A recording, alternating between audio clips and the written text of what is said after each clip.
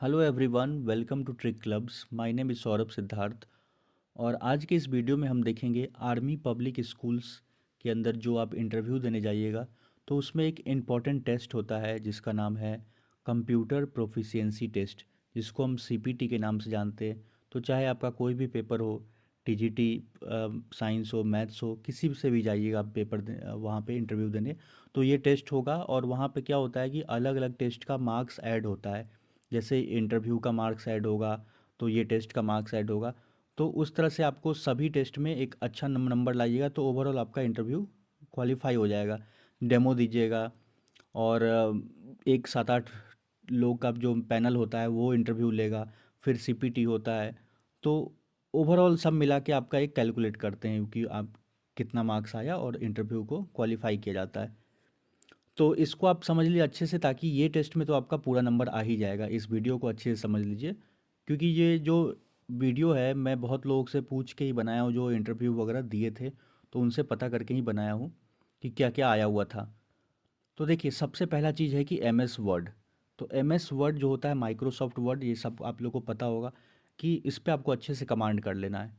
तो उसमें क्या करेंगे कि जैसे आप जाइएगा तो आपको एक सीट दे दिया जाएगा, जैसे एक क्वेश्चन पेपर दे दिया जाएगा और उसको बोला जाएगा कि आप इसको टाइप कीजिए एम एस वर्ड में और एक फ़ोल्डर बनाइए अपने नाम का और इसको डेस्कटॉप पे सेव कर दीजिए, वो जो आप एम एस वर्ड में जो टाइप किए थे। तो आप जानते हैं फ़ोल्डर बनाना, राइट क्लिक कीजिएगा वहाँ पे न्यू फ़ोल्डर और बना दीजिएगा एक फ़ोल्डर अपने नाम का।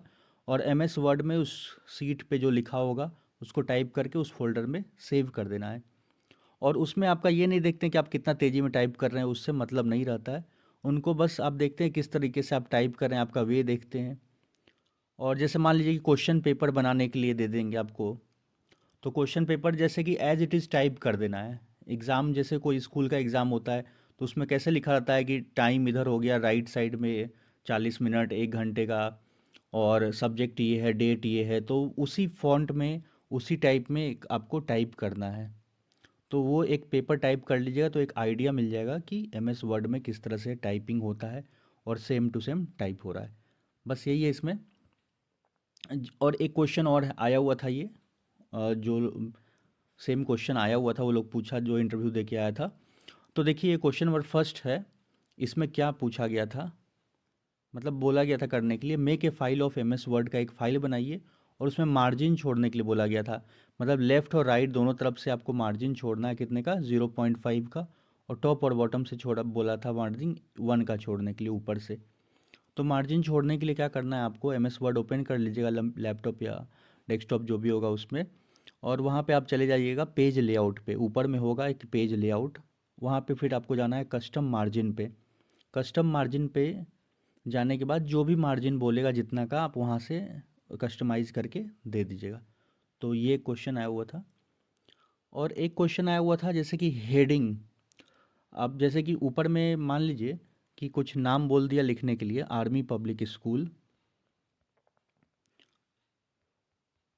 तो आर्मी पब्लिक स्कूल कोई भी जगह का होगा तो बोल देंगे कि ऊपर में नाम दे दिया और इसका फ़ॉन्ट बोल दिया कि आप 16 रखिए।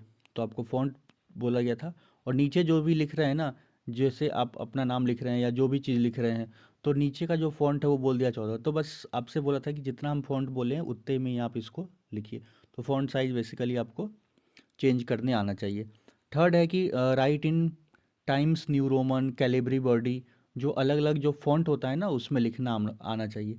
जैसे वो बोल दिया टाइम्स न्यू रोमन में, तो उसको सेलेक्ट करके आपको उसी में सेव करना है। अब वो लोग आपका चेक करेंगे कि ये जो हम क्राइटेरिया दिए थे तो आप इसी में सब चीज़ बनाए कि नहीं, ऐसा तो नहीं कि फ़ॉन्ट सही नहीं है या जो मार्जिन सही नहीं दिए।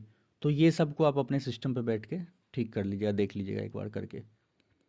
तो एम एस वर्ड में और ठीक करने के लिए, जैसे कि एक एग्जांपल के तौर पे मैं बता दे रहा हूँ। जैसे ये क्वेश्चन है आर्मी, आपको दे देंगे कि यहाँ पे अंडरलाइन किया रहेगा।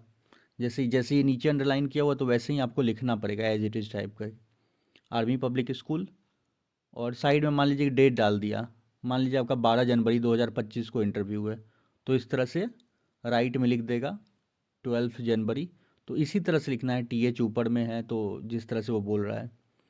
डेट, टाइम, मान लीजिए स्टूडेंट्स है, गेम्स है, इसमें बुलेटिन्स दे देगा अलग अलग, या फ़ॉन्ट्स, मतलब स्टार जैसा भी बोल रहा है तो उसी स्टाइल में लिख देना है। गेम्स में लिख लीजिए खो खो, कबड्डी, मतलब एक सैंपल बता रहे हैं इस तरह से आपको, जैसे वो सीट रहेगा ना तो उसी तरह से आपको एज इट इज़ टाइप करके बनाना रहेगा।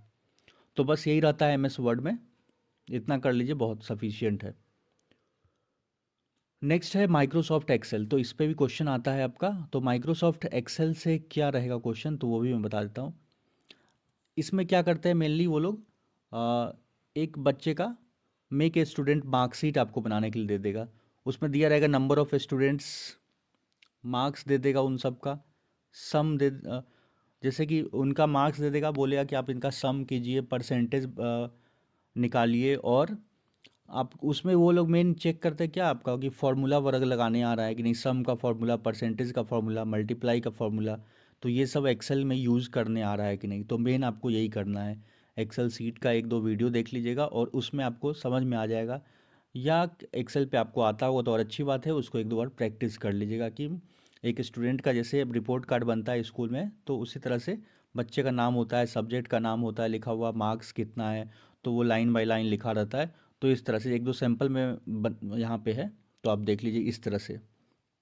तो आप बना के देखिएगा, student marks percentage in Excel, जैसे कि यहाँ पे लिखा हुआ है ना, तो आपको इस तरह से कलर वगैरह करके बनाना है आपको, जो यहाँ पे बनाया गया है। इस तरह से सीरियल नंबर, सब्जेक्ट है, मार्क्स ऑब्टेंड है, टोटल मार्क्स है, परसेंटेज कितना आया हुआ है, तो ये सब टाइप करके आप एक तरह से बना लीजिएगा इसको अच्छे से। जैसे कि और अब इसमें फार्मूला यूज करना है आपको, जैसे कि वो अलग अलग फार्मूला से आपको बताना है वहाँ पे। जैसे मान लीजिए यहाँ पे समझिए कैसे यूज होता है फार्मूला, जैसे इसमें सम का फार्मूला यूज किया गया है। ऊपर में क्या लिखा हुआ है, कॉलम है, देखिए A B C D E F G H, ये सब क्या है, कॉलम है। और नीचे वाला जैसे कि 1 2 3 4 5, ये सब क्या होता है, रो है। तो आपको इसमें सम करना है।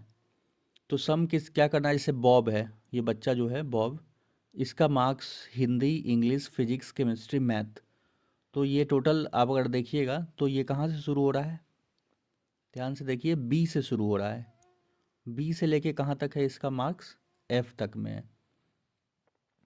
और बी का, जैसे बी ये फर्स्ट रो है ना, बी जो ये ऊपर वाला जो स्टूडेंट, हिंदी, इंग्लिश, ये सब लिखा हो गया है, वो किस रो में है, फर्स्ट रो में है। और बॉब जो है वो किस में लिखा गया है, सेकेंड रो में है। तो सेकेंड रो में और हिंदी, यहाँ पे देखिए सेकेंड रो में ये हिंदी किस में आएगा, ये B2 में आएगा ना। ध्यान, ये समझ में आ रहा होगा आपको, B2 में है कैसे।